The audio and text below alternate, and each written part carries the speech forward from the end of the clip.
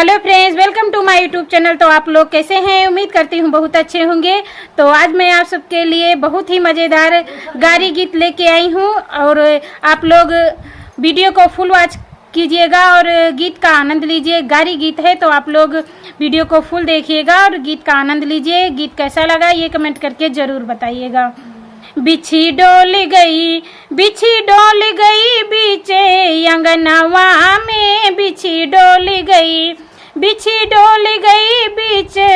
अंगनवा में, बिछी डोल गई बीच अंगनवा में, बिछी डोल गई। ओ केहू के मारी से अगले माँ को के बगले माँ, अरे दुल्हे के बहिनी के बीचे सामनवा में, बिछी डोल गई बीचे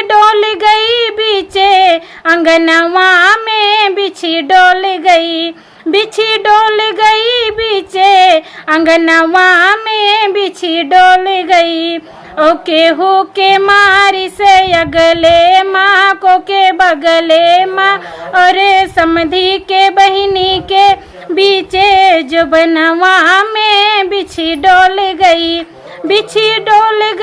बीचे अंगनवा में, बिछी डोल गई बीचे अंगनवा में, बिछी डोल गई।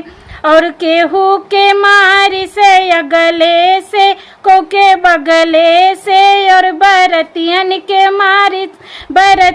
के दीदी के मारी से बीच समनवा में, बिछी डोल गई बीचे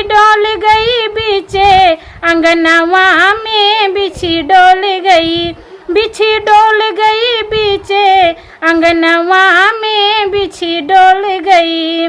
ओ केहू के मारी से अगले माँ को के बगले माँ, और अगुआ के बहिनी के बीच जो बनवा में, बिछी डोल गई बीचे अंगनवा में, बिछी डोल गई बीचे